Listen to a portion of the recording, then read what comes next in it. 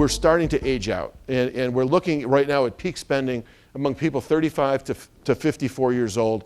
That's really where the opportunity exists for us to continue to drive our revenue with consumers. And when we look at it from a point of view of different cultures, millennials right now make up 17% of the spending in the US CPG market. Okay, but they're going to grow 70% over the next few years. They're going to represent nearly 30% of the dollars that come into CPG. So again, it's important that we connect with millennials. And as a marketer, with Ansel, we market sexual wellness products. We need to really understand the engagement and the relationship. One of the things we look at is how are they influencing the broader market. They're looking for information online, they're seeking content. Explicitly, they're acting like they know everything. Implicitly, they really are very unsure. And that's why they have 1,000 friends on Facebook, because they're reaching out and they're connecting. And they have this need for connection, very similar to the boomers and Gen X, but expressing it in a different way. And because they're expressing it in a much more visible, open, non-threatening, here's all my information sort of way, they're sort of teaching and embracing the entire market to think and act the same. And a fun fact, in 2010, 97% of all the paid search on YouTube was for one brand, and it was Orabrush. They were the first brand to use YouTube for paid search, 45 million views, which is like 1 billion times more than any Dentec product or cumulatively had. So we bought that business to really help us understand how consumers, people use YouTube to become involved with products. And we're now taking that learning and trying to apply that across other products within our product line. The second specific thing that we do is we very often have consumers pretty much design our products. Someone had mentioned about the old 800 number, or not really wanting to get bad reviews, or kind of take them off online. What we've done is we are spending a lot of time really monitoring the social media.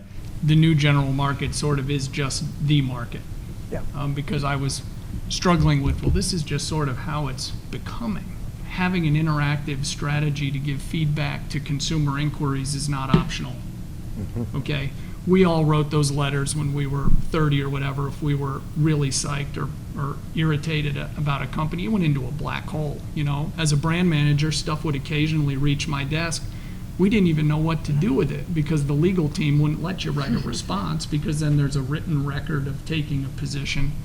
But that's not optional anymore. You have to be constantly giving that feedback.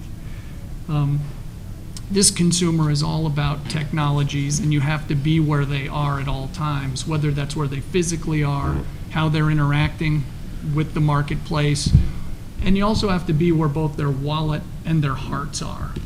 We get a lot of feedback on, say, Summer's Eve or Boudreaux's, and they'll say things in focus groups or our consumer panels. No longer can we use a dream, develop, design, deliver strategy for product development that then says, okay, here, now go put this on Amazon, or here, go put this on Walgreens.com or Walmart.com. I think we really have to start thinking about how to begin with the end in mind.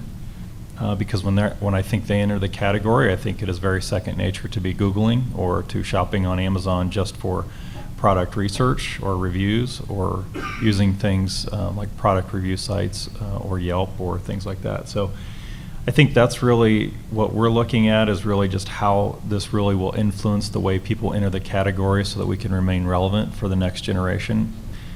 Developing digital content is easy, developing assets is easy, but making the user interface what it should be to truly be valuable, I think, is entirely another set altogether.